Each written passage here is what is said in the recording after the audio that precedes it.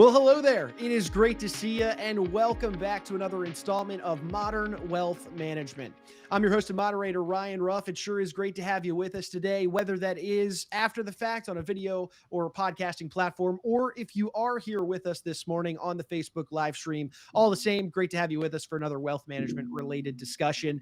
In a few moments, I'll be throwing things over to Darrick Hutchins and Ray Kramer of Monon Wealth Management. They'll be driving the conversation forward. But look, today we've got a really cool episode lined up for you. And if you happen to catch our last episode, you'd know that we welcomed on a special guest, Miss Lisa Curry, to dive in to some, year-end tax planning strategies amid all of the different proposals that we're seeing these days. Darrick and Lisa, they had a great conversation surrounding this. If you missed that episode, I recommend traveling back, checking that out on a podcasting platform. A lot of good conversation had in that episode. But today we're switching gears a little bit. We've got a different topic lined up for you. But we do have a special guest, though, to discuss this topic. Today, we're lucky to bring on Mr. Greg Johnson, the CEO of Rubicon Crypto, to dive into, you guessed it, what is cryptocurrency? That's really the theme of our conversation today.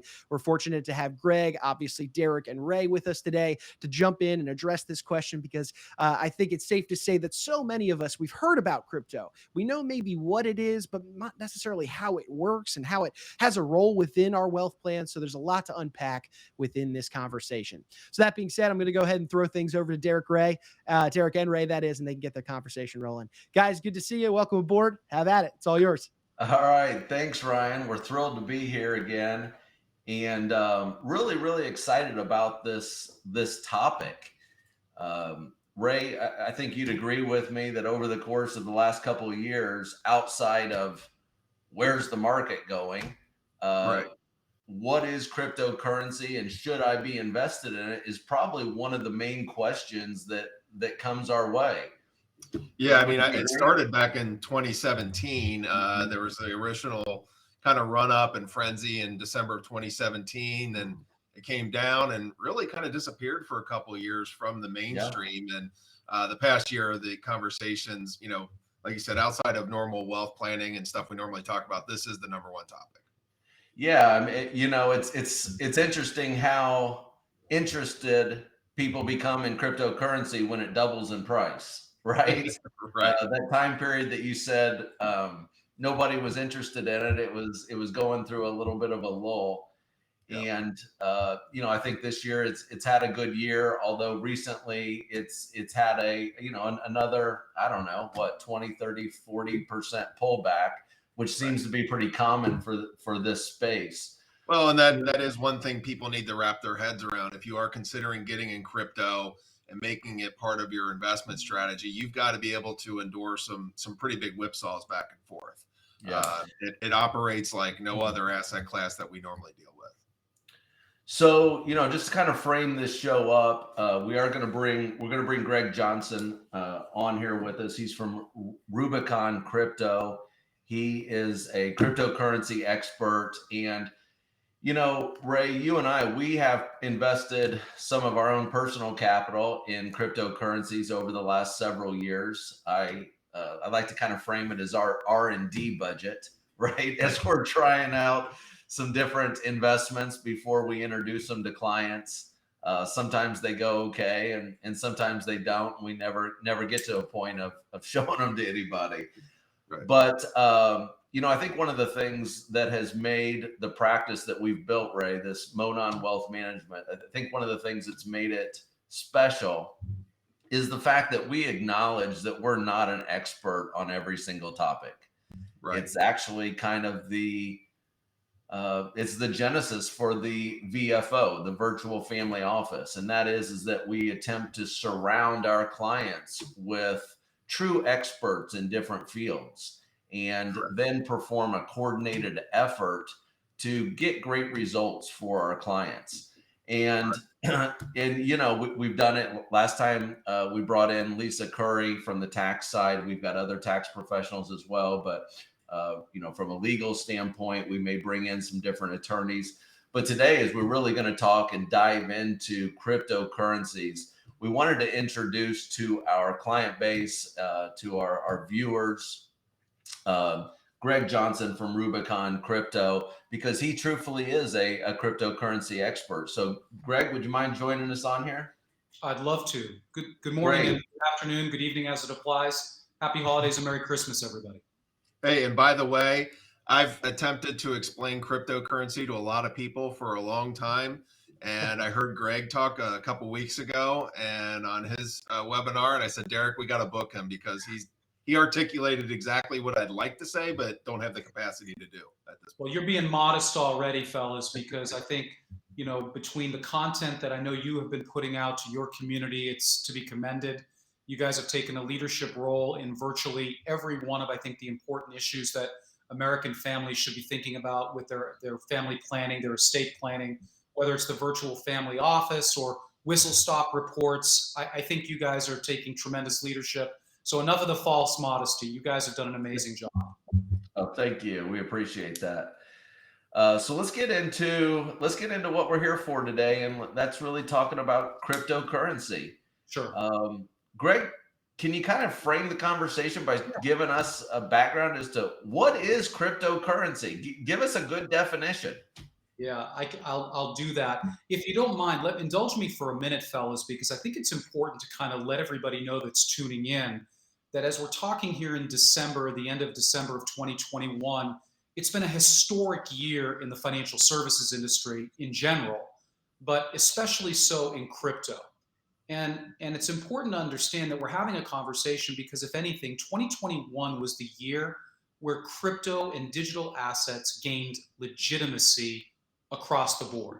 And what I mean by that is 2021 saw literally trillions of dollars of money pour in, not from individual households and families, but from institutional investors. These are the kinds of folks that are sovereign wealth funds, individual corporations.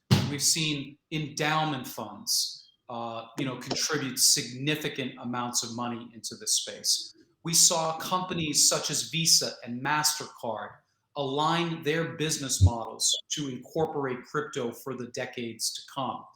We've even seen in the government the recent bipartisan legislation that was passed for the infrastructure bill included crypto. And I think what that did in the minds of many people is this narrative about it's only for criminals, it's not a legitimate industry, that went out the window in 2021. So I want to just kind of set my opening remarks around grounding everybody into the fact that whether you are interested in crypto, whether you like it, whether you think it's malarkey, the reality is what you cannot argue in good faith anymore is whether or not the industry has legitimacy and it's now pervasive throughout society. And those are the things that I think get us interested at Rubicon Crypto, is whether or not we think the future is going to be not more technologically dependent, but whether or not the future will be increasingly digital. And that's a conclusion that we came to, and that's why we're advocating on behalf of our clients and speaking to this. But back to the original question, because I know you had one back about 5 minutes ago. And the question is, what is cryptocurrency? And I guess for this kind of an audience, I'd ask people to think about money a little bit differently for starters. We're so blessed in this country, we just take so many things for granted. The United States has been the dominant economic power because for the most part, in the last 120 years, we have been the reserve currency for the world. And so we enjoy a certain station, a certain perspective that other countries just don't enjoy. So we tend to think about money differently, and that works to our advantage and our disadvantage. Cryptocurrency is like many other forms of money that is exchanged in different places around the world, but certainly not here in the 48 contiguous or in our two friendly states, Alaska and Hawaii, okay? But there are a lot of cultures, a lot of countries that view money differently than the paper currency, what we call fiat currency today. And so I want to also bring in a little bit of trying to suspend a little bit. We're going to ask people to think more broadly about the notion of money, not just from an American point of view, because it's really important that we do that for a bit. The other thing that we have to realize is that it was not by accident that Bitcoin the crypto that started it all, came about right after the meltdown of the global financial system. And so to really get at the answer to your question, cryptocurrencies, in particular what are called peer-to-peer currencies like Bitcoin, and for now we'll put Dogecoin, some people have heard of that before. We don't invest in it, but it fits the definition of what a real cryptocurrency is. I know we're going to get into what's a token, what's a coin, all of that a little bit later on. But it's not an accident that the industry that we're talking about was born in the aftermath of the worst crisis financially that the world has seen since the Great Depression. And what the people that came up with the idea around crypto was basically they were able to finally string together what many people had been talking about for decades, the notion of having a currency not tied to a government that would not need third-party institutions to validate all of the purchases, all of the checks and balances that fuel our monetary system. The idea was, why should we trust the banks and the government who let things get to such a state 13, 14 years ago with the full ability to control our financial future, when we now have the technology and the cryptography that can allow us to have an economic system that literally removes that third party, that centralized third party. Now, on the surface, that's a radical and scary notion, but there are many currency systems that already operate like that throughout the world. But that is the roots of this whole crypto business. The world is coming apart. The trusted parties, the global banks, the investment banks, central banks, governments, let us down. And technologists and computer engineers said, wait a second, we now have the computational power using modern technology to send messages using computer cryptography in a way that we can exchange money for goods and services. And we don't need a bank to say, you know what, Darrick, the money's there, you can move it, or this purchase is approved. Yeah. That's at the core of the basic notion about how crypto started, was to say we can do it better. We don't have to pay a fee or to seek permission in order to transfer our money to another party anymore. The technology has been there. And some of your listeners and viewers right now may have heard of this Satoshi character, who was the author of the intellectual or academic white paper that was the birth of Bitcoin. Nobody knows exactly who this Satoshi person is, whether it's a lady, a gent, or a team of people. And there are a lot of theories about who it is. But the reality is the academic argument came about because we finally had the computational power to have a system that could be permissionless and not involve the approval of a bank, a Western Union, a government, to determine somebody has money here, the money's going to go there, etc. That's at a really basic level how the crypto industry evolved and approximately the timeline that it evolved. And one anecdote, if I can share, if it's okay, fellas, to get people to think about the question we often get. We discussed this off camera before we started with the podcast. They often say, how can you have money if it's not backed up by a sovereign government, right? We hear this all the time from folks. And that really... Yeah, our experience is that it always is, right? I mean, up until this thing of cryptocurrency. Correct. And that is, again, a wildly American notion, which I love, but it's not the way that the rest of the world thinks. So, for example, if we weren't fortunate enough to be born in this country, and we grew up living in Argentina, Venezuela, Israel, Hungary, or another 27 countries that have experienced hyperinflation over the last 10, 15, 20 years, they would tell you in language not suitable for this particular broadcast that they don't care whether or not their government backs the currency, because it's what? it's worthless because they don't manage the system. So let's set that aside for a second before I tell you maybe a way to think about this. Another thing to think about is there are many people, including many people in the wealth management industry and the advisory profession, that are concerned about our Federal Reserve's policy. When we keep on printing money, whatever the good reasons to justify it, it weakens the purchasing power of the American dollar. And as a matter of fact, with so many other nations, what they call pegging their currencies to our dollar, when we print more money, it hurts us when we go to the store. Our purchasing power goes down, but it hurts those other countries that have aligned with the US dollar for their currency exponentially, not linearly, not the same, but exponentially. And so there are big things taking place now where more countries may reconsider whether or not they want to align with the US dollar. And that's maybe a subject for an entirely different subject at another time. But that is some of the origin stories of thinking about Bitcoin and different currencies. But I want to make an argument to you guys and to some of the folks listening that they today actually participate in a currency system that is not backed by the US government. And I know people are going, what is he talking about? No, I don't. There's no way to do it. And I'll go along with you. And Ray, I'll pick on you for a second. I'll say, Ray, do you currently have a credit card? Do you use a credit card at all? Yes, I do. And do you have an American Express card, or have you ever had an American Express card before? Yes.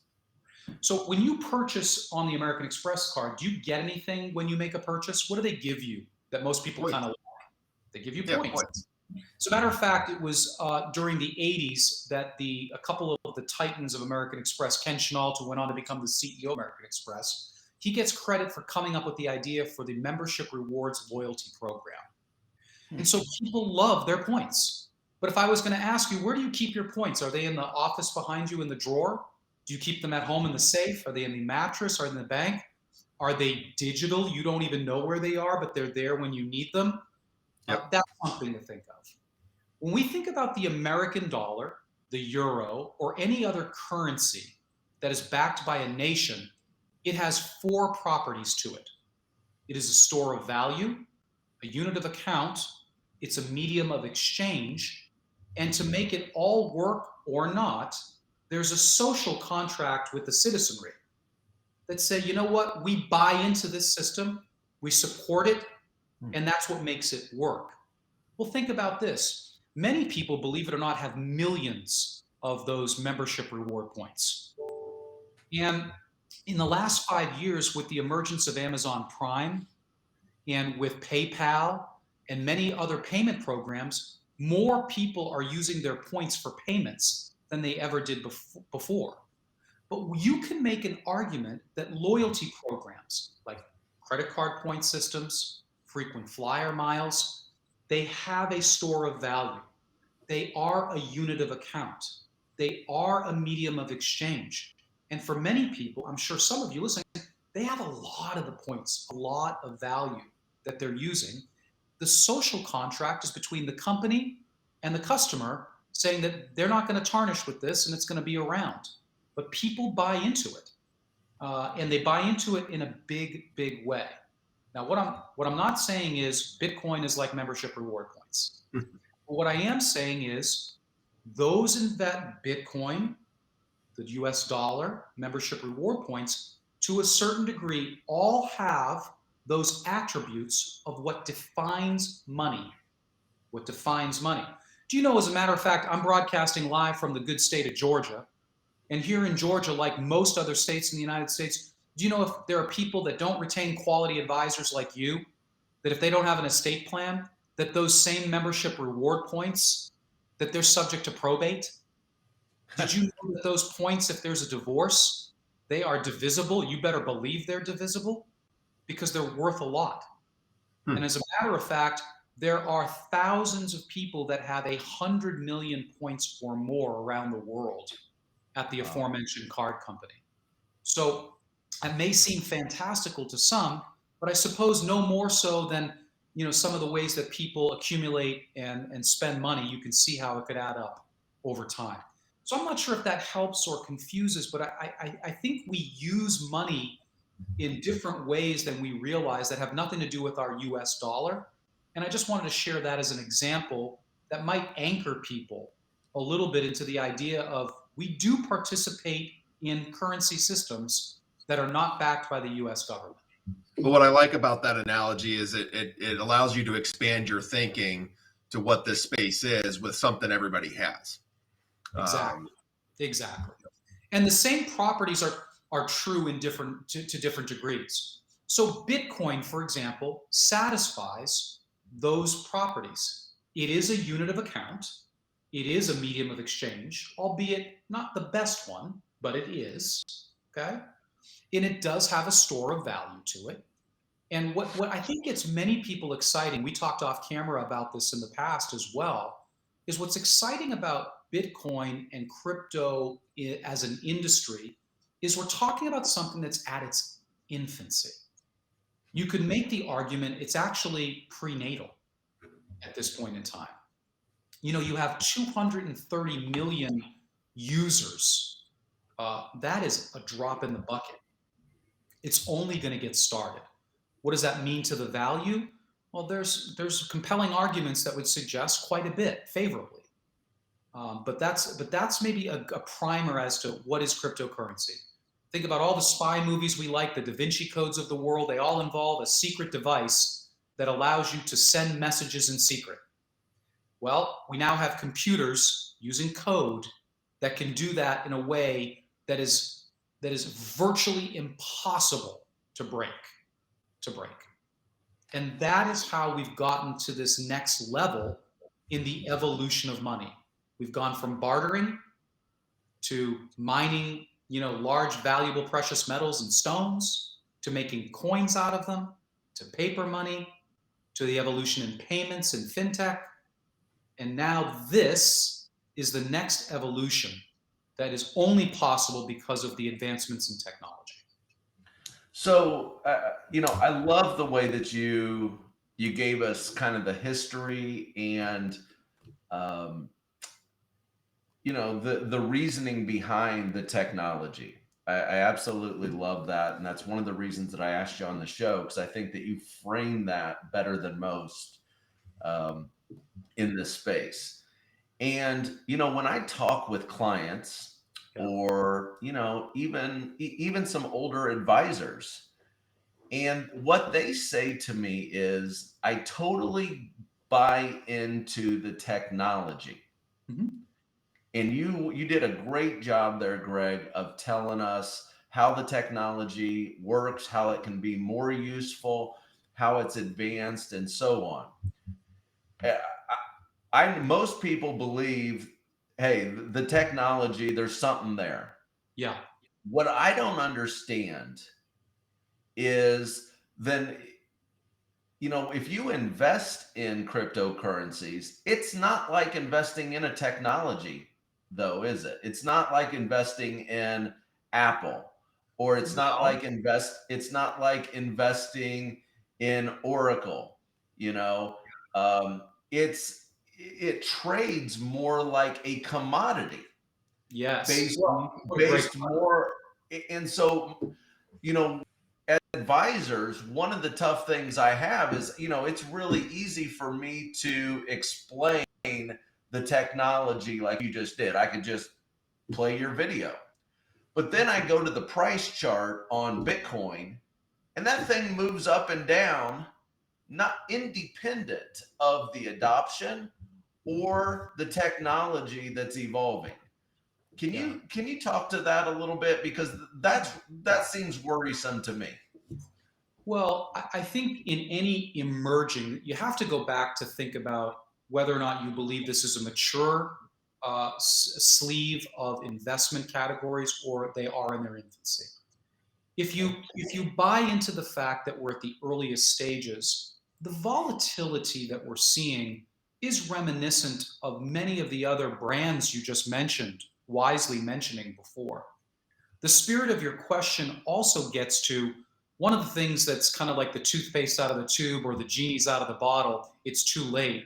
Unfortunately, the word cryptocurrency has become a catch-all for many different facets of the digital and crypto universe. And that's unfortunate, but it is the way that it is. But let me try to kind of break it down even a little bit more, because there are some currencies, coins, that truly behave and meet the definition of being a currency that we talked about earlier in the discussion. And then there are other projects that most assuredly resemble the behavior and the mechanics of a technology investment that you might make. Okay, and so there's a part of that. And for everybody that's out there, a coin is a peer-to-peer used for primarily medium of exchange. But there are also tokens which have more of the properties of assets. And I think that's some of the sorting out that the regulatory community is still looking to do. You rightfully pointed out that these are treated like commodities. And we do know something about commodities. Commodities can oftentimes trade in a very volatile nature. That's why I compared them to that. Yeah.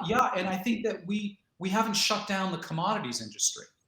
I think what we try to do is volatility is the friend of good stewardship, like the kind of stewardship that you guys provide, in my opinion. So I think that that's not something to fear. I actually think it's something to learn from.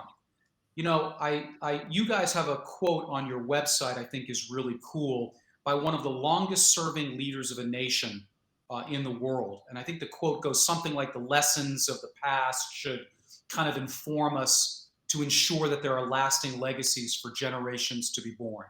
And I think that was the president of, I want to say Cambodia or one of the nations. And he's been, in play for a long, long time. And what that says to me is we should learn not to fear the unknown, but to be measured about it. That really speaks to our approach at Rubicon, which is all about common sense and rational exuberance about this. I want to say a couple of things about my personal belief. I think you fellas know this already, but I spent 25 years as a CFP practitioner. I actually was an executive in the financial services and the wealth advisory industry for many years. So I am not a crypto maximalist.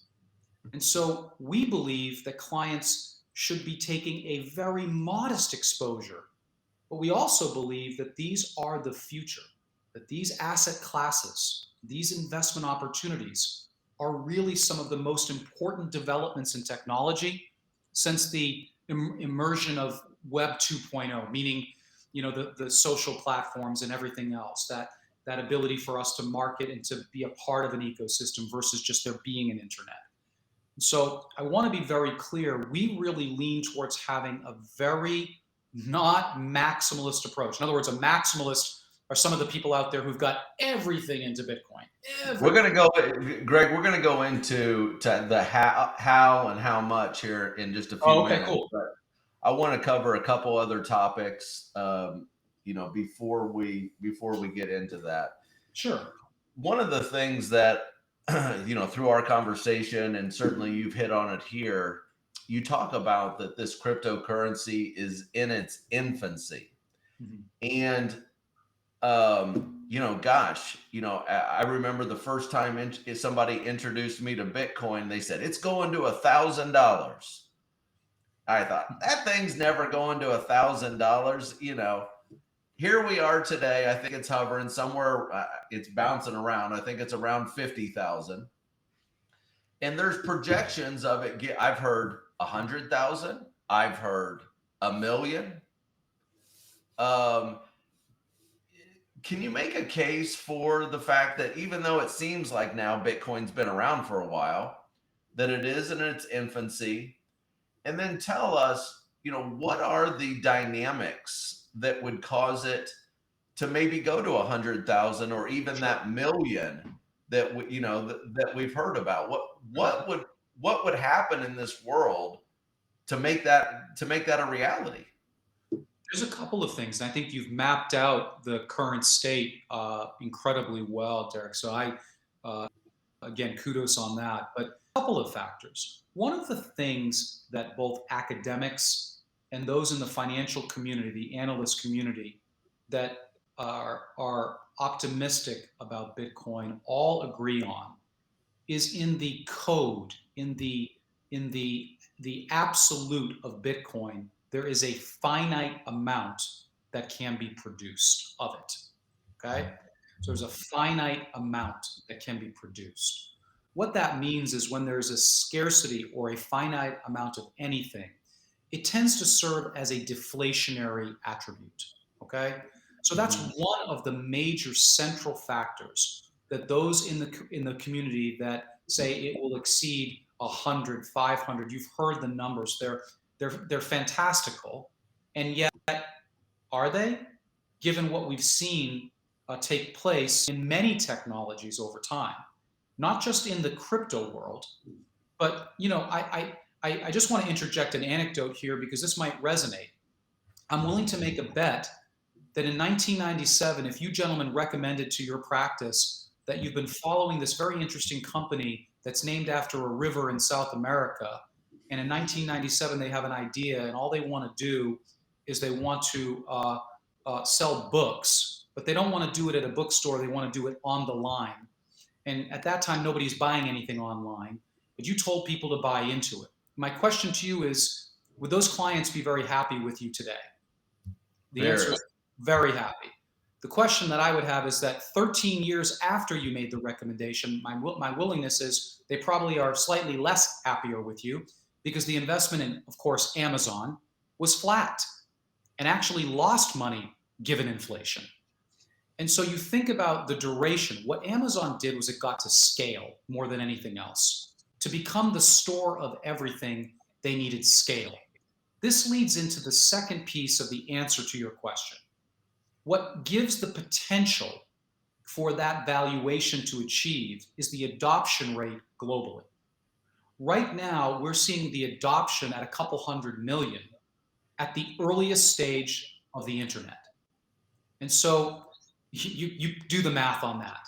So that is one of the other key factors that has to take place in order for some of those more sizable valuations to take place over time.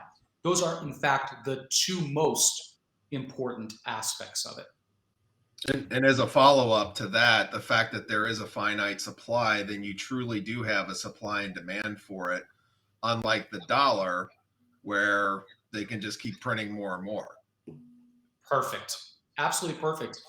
Look, I am not an economist. I just look like, no, I'm not an economist, but I was in Washington, D.C. earlier this month and working with the Atlantic Council where I contribute, and we were having conversations about just that very topic, and also having conversations about the need for a digital Bretton Woods framework to make sure that the new world order of digital money has some governance around it so that we can all be successful and thrive in the new economy. But that speaks directly to one of the big concerns that folks have about the ability to just print more of this stuff. And by the way, I think this goes without saying, the majority of the crypto projects out there in the world are nonsense. That doesn't invalidate the fact that there are substantive, many, many hundreds of projects that are doing important work, advancing the way we not only think about technology, but the way that we think about commercial models as well. And so you bring up the discussion of what's called tokenomics. So part of what makes sound financial analysis for equities does carry over into the crypto and digital world. However, there's a big chunk of it that has more to do with some of the unique properties of working with crypto and digital. And the study of that is called tokenomics. And so when you have a group of founders of a project that have the ability to flood the market with tokens on an arbitrary basis, well, that could be helpful for some and less so for others. The other thing that we try to advise people that are dabbling in this is to first of all, don't dabble. But we say if you're gonna do that, something to look out for is, in some of the well-known meme coins that we all have heard about, probably they're tuning into this broadcast, some of these projects have one individual that owns more than 20% of the outstanding tokens in circulation. That to me is dangerous. And So that's you'd be talking about like Dogecoin I on may that? or may not. I may or may not be. Yes, I am. And the reason I'll say You may that, not, but I'm talking about it. I will say that I'm teasing, because you can see, if you want to put the time in, you can go on chain and you can look and see not who the individual lady or gent or trust or entity is by name, but you can see them represented by the code of their wallet that they have. Okay. So we really try to look for the technologies we think are going to add value, meaning money, in commercial use right away in this new ecosystem. But you have to dig deeper. And even with that, people should understand, like all emerging asset classes, we could be flat for many years. We could have volatility. Oh, by the way, continuing with that Amazon story, once it really took off, after it took off, it also had 4 more parabolic moves down, meaning it dropped more than 50%. So I just caution everybody to think about, would you be really happy if you had some of that Amazon in 97 and you kept it? Yes, but you'd have to be true to the cause, and you'd have to buy into the notion of what they were all about. And that, of course, as you advise your clients, is one of the key ingredients to being successful in any investment. Understand generally, directionally, what you're getting involved with. Right. One last thing on that subject, just real quick, because we get it. It's like, it's too complicated. I don't understand crypto. I don't understand it. And while I appreciate that, I also point out to people, they own positions in technology stocks. They do not know how a computer chip works. They don't know how it's made. They don't know how it connects the world. But they, in all seriousness, come to a general level of understanding that this is important today, but perhaps even more important in the future. And that's really where we're trying to get folks. You can learn about the mechanics of how this works. It's incredibly exciting, and it really taps into my own curiosity about how these technologies work. But even at a basic level, the first question folks need to come to is, do you or do you not see a future that is more digital in nature? And the answer to that question for us is a resounding yes. And so from there, it's now informing how you think about participating. Yeah. And that's where our country was born. Our company was born. We didn't see the kind of options available for everyday investors that we thought were appropriate, and so we said, let's go do something about it. Let's get into that. Let's get into that now. The majority of our clients are far away from wanting to be cryptocurrency experts. Matter of fact, they don't want to be. Okay. What they want to do is take care of their family.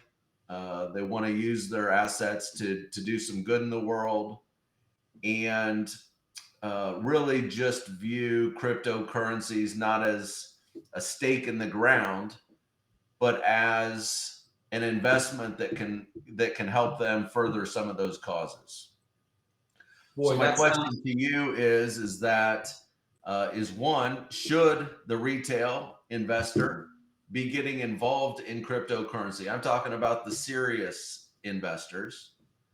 And if so, how much should they putting in? And then with all the different options that exist out there, ETFs, Coinbase, or even institutional versions like Rubicon, how should they be navigating this world? Well, you're asking all the right questions today, fellas, honestly. And the way that I would respond to that is, the answer is yes. Yes, the average Main Street American investor should have exposure into this emerging industry. But that exposure really needs to be governed based on common sense and not the hype that too often defines this industry. Earlier this month, actually, was the 25th anniversary of a speech that the first celebrity Federal Reserve Chairman, Alan Greenspan, gave. He gave the speech on December 5th, 1996, and he said to a dinner filled with a room full of, guess what, economists, and he said, there exists now a climate of irrational exuberance. And at the core of what we wanted to do as a firm at Rubicon was to make crypto and digital asset investing, we wanted to make it devoid of that irrational exuberance. We wanted it grounded in common sense and with rational exuberance. And this is what I mean by that. First of all, as a general rule of thumb, we think that the most that people today, and we reserve the right to change this allocation, but today we recommend that folks have no more than 3 to 5% of their overall investment portfolio, qualified and non-qualified, add those two together, and no more than 3 to 5%. Because I always hear back, somebody wants to go over that allocation. They say, well, I'm a long-term investor. Well, after 30 years in the space, most of the long-term investors I know don't respond well to short-term volatility. They don't behave like long-term investors. So by having a 3 to 5% allocation, you will never miss out. You'll never miss out. And that 3 to 5% is enough to take a portfolio that might otherwise return, 10, 11, 12% over a duration and put the juice into it that I think people get excited about. So that's number one. What we saw at Rubicon was a really big gap in the choices that American investors had at their disposal. What we saw was, on the one hand, folks could, if they were so inclined, go on to and do it themselves. They could Coinbase or something like that. Or any type of an exchange. Yeah, you're right, Darrick. Whether it's Coinbase or Kraken or whoever it is, they could go and do it themselves. If that's what you like, go for it. That's not what we do, okay?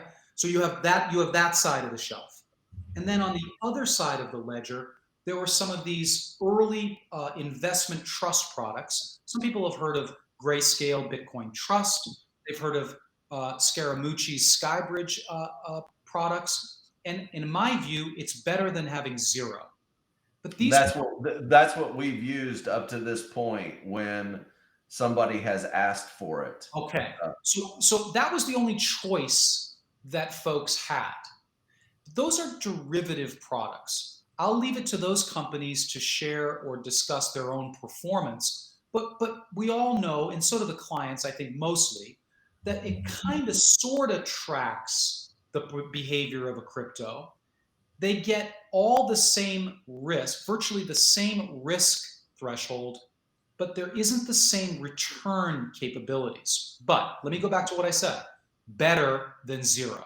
Much better than zero. What we said was, why wouldn't we create portfolios that are kind of what folks are already familiar with in the investment management world? Working with registered investment advisors like yourself, there's something that the layperson may not know this term, but you fellas surely do, separately managed accounts, which are custom portfolios. Traditionally, those have been available to clients that have stocks and bonds in them. And unlike a mutual fund, it allows you to do creative things around this time of year, especially for taxes, so Right. that you can actually maybe take advantage of a harvest, a tax loss harvest, and offset something else you've done really well in your portfolio, in your situation.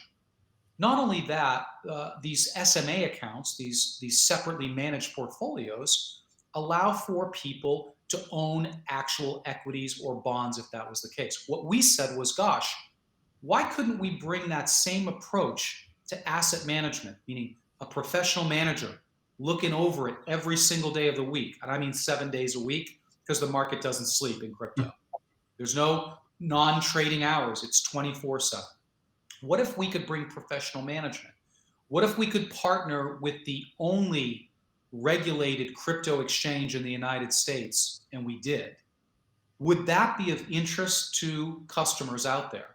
And the answer is, we've underestimated the demand for that type of common sense crypto investment.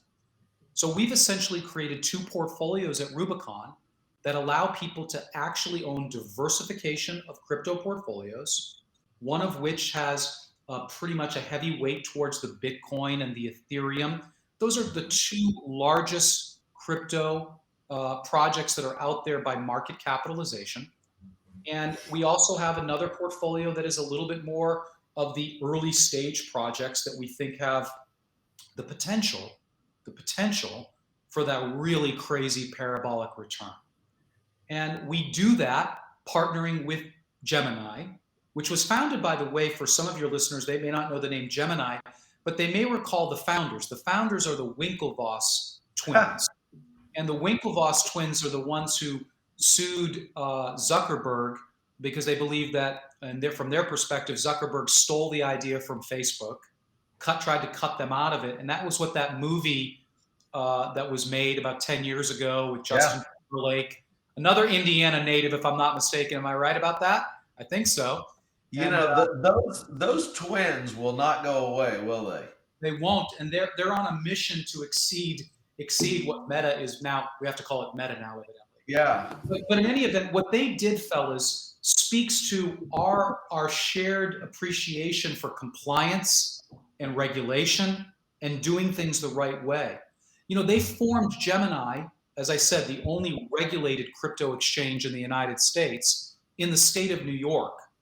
And when I ran the businesses for American Express's wealth management platform a few years back, and I had a few thousand advisors ultimately reporting up into my organization, I can tell you that of all the states that I've been a part of the industry, New York is special in a lot of ways. And they are a very aggressive regulatory state. So they've been for 12 years, this company from day one has been regulated like a bank. So when we talk to folks and they have concerns about, well, what about regulation? Well, there's always the impact of shifting regulation in the traditional investment world, not just in crypto. But if there was to be some type of major regulatory event, we think aligning ourselves with the only exchange that has been completely transparent from day one is a very good thing. Yeah. And we're very happy with that cautious approach that they bring to crypto. And that doesn't mean the other exchanges aren't good. It just means for us, where we manage other people's money, we manage private money, institutional money, you get the idea. Yeah. We wanted the most conservative partner to do that work with. Hey, Greg, a quick interjection here. When I first listened to your call, kind of around this rational exuberance aspect of it, and being on the infancy of this, which a lot of people think, well, Bitcoin's at 50,000. How are we at the infancy? You know, Darrick and I have been doing this for over 20 years. And up until we started our company 7 years ago, we worked at institutions, we did asset allocation, you know, put it in funds. We showed the periodic charts with the different asset classes. And the one thing that stood out to me that on your call was, this is the first time in our career we have a completely new asset class. Yeah. And you referenced institutions starting to buy, you know, this year, but it hasn't been rolled out to where if you're going to your, you know, standard wrap program, you know, at a Merrill Lynch or whatever, and they're saying, okay, here's our 60-40 with a slice of Bitcoin or, you know, crypto. It's not there. It's not there. So the demand will eventually explode if we know that this is coming, correct? Oh, it is most definitely going to come. I mean, I try to keep my comments in the rationally exuberant category. Right. But yes. And that's why I referenced it again, is rationally. Yeah, we try and tone it down. But fellas, you mentioned, I was interviewed for Money Magazine, whether they used the interview or not, you know how those things go, but they were looking for crypto predictions. But therein lies the big one that lies ahead.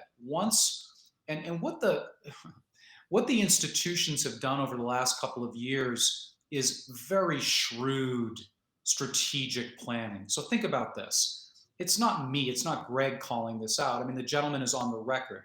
One of the most successful CEOs in the financial services industry is the head of JP Morgan Chase, Jamie Dimon. And Jamie has gone on the record in some of his sound bites, essentially talking about how the crypto industry is nonsense and so forth, which kind of sounds a little bit some hypocrisy there, because when he turns his head over here, he's directing his executive team and his treasury to invest billions and billions into the IP involving in blockchain IP. They're spending billions and directing that to change the operational structure of how these firms work. And it sounds a little bit hypocritical from the establishment industry that is being disrupted to kind of critique it. And yet they will participate and they will advance it. But I do think the early adopters are the kind of folks like you fellas. You've always been entrepreneurial. You tend to take a very open mind and curious view of the world and the way what you bring forth into the content that I've seen you bring. And I think that we're partnering with the registered investment advisor industry, not those old established broker dealers, because the registered investment advisor has a fiduciary responsibility not to listen to sound bites, but to listen to, what's going on and to do your own due diligence. Look, anybody would be foolish to pick on the Oracle from Omaha. Would anybody really want to, pick on him? But let's be clear, he missed big time Web 2.0. I mean, he missed it completely. And he missed Amazon entirely. Sometimes when you see the explosion of technology, because at the core of crypto and digital, it is this incredible exponential technology that's taking place. Think back to when you guys first started in the industry. What was going on? Now we can't even go to the bathroom without the phone in our pocket. It's unbelievable.